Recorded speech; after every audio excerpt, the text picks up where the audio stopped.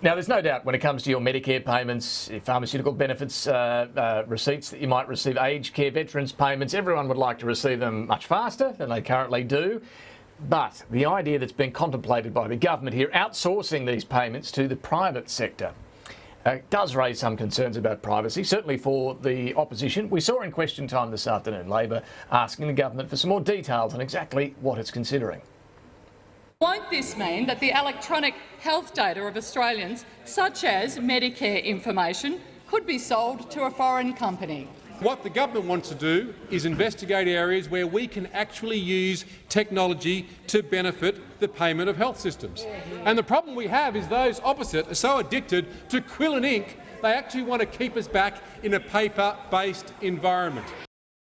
Stuart Robert there, the Human Services Minister, actually answering a portfolio question rather than some of the other questions he faced as we were discussing earlier, later in Question Time. But with me now is the Shadow Health Minister, Catherine King, for more on this. Thanks for joining us this afternoon. Good to talk to you. We don't know where the government's going to land on this. They haven't made a final decision, but they do say they want to digitise transaction technology to make it more consumer friendly. What's wrong with that? Well, let's have a look at where this has come from. You know, back in 2014 we had the now failed, frankly, when it comes to Health Policy Commission of Audit, and this was first touted there.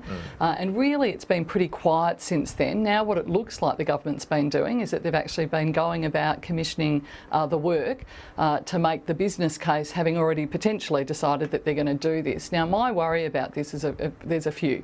The first is that this is highly sensitive data, and we are basically saying we will be putting, the government wants to put the items that people expend for Medicare and for the pharmaceutical benefit scheme and for aged care into the hands of a company where it currently sits with the government's hands. We use that information to look at issues in terms of fraud, we look at it in terms of usage. We're desperately trying to match that data with hospital data because it's a really powerful tool to use for public policy. It is entirely right that we need to make sure we're continuing to reform the system. We just don't think privatisation is the way to go with this at all, and I think it's actually going to cost the government more, and there's some real issues with privacy. Is it possible, though, to separate the payment from the service at all, so that you're not actually disclosing whether a patient had been to see a psychiatrist or what service they'd actually received, but simply the amount of money they're going to receive being privatised? Look, I think it's pretty difficult to do that. There's some 6,000 Medicare benefit schedule items. They all attract different rebates for different patients. Different patients are eligible for different things as well. It is an entirely complex system. It seems to me this government is trying to look for ways, again, to try and see if it can actually make some money out of this. It would be a very lucrative business for someone to come into. We think this is just too sensitive for the government to actually be playing around in this space. Of course, there also is the issue of the some 1,400 jobs of people who are currently employed doing this task.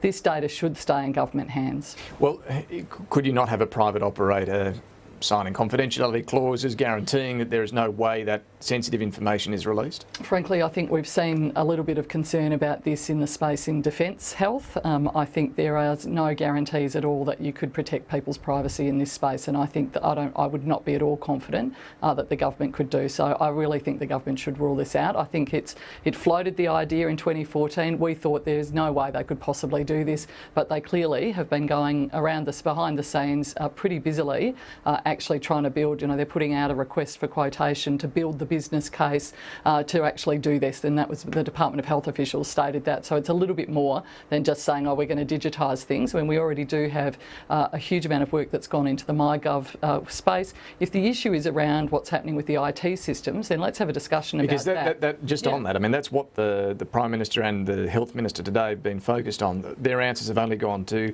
digitising the transactions. So could that happen within the government department? Well, as far as I understand, that work has already been pretty substantially underway. I mean, most people now don't necessarily go into a Medicare office to lodge their claim form. They get electronic transfers. A lot of that work actually started under us.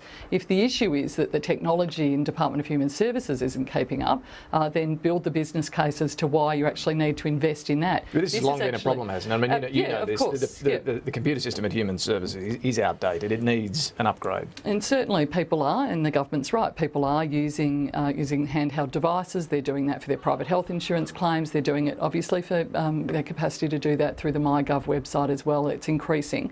But why would you? I mean, that's a separate argument about what you want to invest in.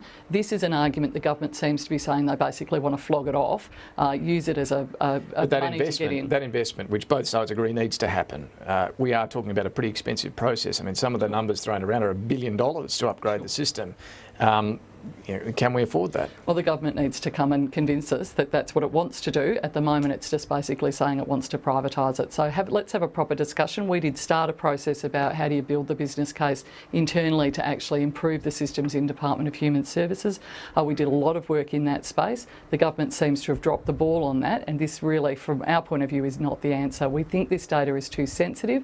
We think that it is doing a good job currently. We've had a great payment system for Medicare, pharmaceutical benefits. They're also talking obviously about the aged care payment system as well.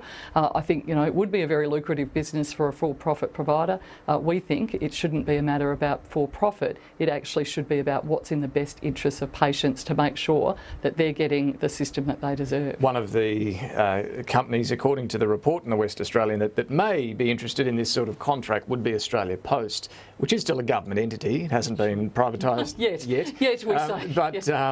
Would that be okay to have a government entity at least looking after this? I think we already have a government entity looking after it, so why would we then seek to get another government entity to do it, which again there are some costs associated with doing that, and then equally there's also the Commission of Audit flagging that it wanted to flog off Australia Post as well. So I really think the government should rule this out. I think this will, in the long run, I think in fact will actually cost the government more if they go down this pathway.